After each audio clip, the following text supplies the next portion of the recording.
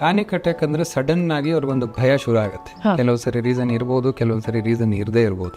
ಆ ಭಯ ಬಂದಾಗಿ ಅವ್ರಿಗೆ ಎಷ್ಟು ಭಯ ಆಗುತ್ತೆ ಅಂದ್ರೆ ಅವ್ರ ದೇಹ ಕಂಪಿಸಕ್ ಶುರು ಆಗುತ್ತೆ, ಎದೆ ಎಲ್ಲ ಹೊಡ್ಕೊಳಕ್ ಶುರು ಆಗುತ್ತೆ, ಬೆವರು ಬಡಕ್ ಶುರು ಆಗುತ್ತೆ, ಮುಖ ಎಲ್ಲ ಕೆಂಪಗಾಗುತ್ತೆ, ತಲೆನೋವು ಬರುತ್ತೆ, ತಲೆ ಸುತ್ತು ಬಂದಂಗೆ ಬರುತ್ತೆ, ಹೊಟ್ಟೆಲಿ ಏನೋ ಓಡಾಡ್ದಂಗಾಗಿ, ವಾಂತಿ ಬಂದಂಗಾಗಿ, ಇನ್ನೇನು ನನ್ಗೇನೋ ಆಗ್ಬಿಡುತ್ತೆ, ನಾನು ಸತ್ತೋಗ್ಬಿಡ್ತೀನಿ ಅನ್ನೋ ಭಯ ಬಂದ್ಬಿಡುತ್ತೆ.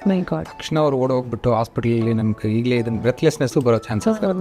ಸೊ ಇಮಿಡಿಯೇಟ್ ಎಮರ್ಜೆನ್ಸಿ ಕ್ಯಾಜುಯಾಲಿಟಿಗೆ ಹೋಗ್ತಾರೆ, ಎಲ್ಲ ಟೆಸ್ಟ್ ಮಾಡ್ತಾರೆ, ಎಲ್ಲ ನಾರ್ಮಲ್ ಇರುತ್ತೆ. ಆವಾಗ ಏನಿಲ್ಲ, ಇದು ಬರೀ ನಿಮ್ಗೆ ಗಾಬರಿ ಅಂತ ಹೇಳಿ ಕಳಿಸ್ತಾರೆ. ಇದು ಪ್ಯಾನಿಕ್ ಅಟ್ಯಾಕ್ ಹೇಗೆ ಪ್ರೆಸೆಂಟ್ ಆಗುತ್ತೆ ಅನ್ನೋದು. ಬಟ್ ಇದು usually psychological symptom, one of the symptoms which can be back ground of so many other psychiatric disorder. Common is panic disorder. Second is anxiety disorders like social phobia. ಇನ್ನು ಕೆಲವೊಂದು ಆಗ್ಬೋದು OCD ಅಂತ ಹೇಳ್ಬೋದು, ಇಲ್ಲ common depression ಅಂತ ಹೇಳ್ಬೋದು.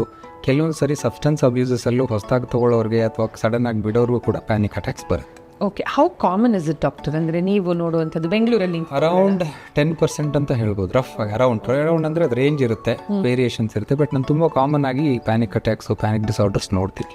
But ಈ panic attack ಕಾಣಿಸ್ಕೊಳ್ಳೋದು ಯಾವುದೇ ಒಂದು ಸಿಚುವೇಶನಲ್ಲಿ ಮಾತ್ರನಾ? ಅಂದರೆ ಒಬ್ಬ ವ್ಯಕ್ತಿ ಬೇರೆ ಟೈಮಲ್ಲಿ ನಾರ್ಮಲ್ ಆಗಿರ್ತಾನೆ, ಒಂದು ಸಿಚುವೇಶನ್ಗೆ ರೆಸ್ಪಾನ್ಸ್ ಅದೇನಾಗುತ್ತೆ, ಹೇಳೋದಕ್ಕೆ ಹುಡುಕೋದಕ್ಕೆ ಸಿಚುವೇಶನ್ ಸಿಗುತ್ತೆ. ಬಟ್ ಎಷ್ಟೊಂದು ಸರಿ ಒಂದೊಂದ್ಸರಿ ಅದು ಶುರು ಆಗೋದೇ ಹಾಗೆ, ನಂತರ ಸಿಚುವೇಶನ್ ಇರಲಿಲ್ಲ ಅಂದ್ರೂ ಬರೋಕ್ಕೆ ಶುರು ಆಗುತ್ತೆ. ಸೊ ಅವಾಗ ಡೆಫಿನೆಟ್ ಆಗಿ ಸ್ವಲ್ಪ ಇಂಟೆನ್ಸ್ ಟ್ರೀಟ್ಮೆಂಟ್ ಬೇಕಾಗುತ್ತೆ.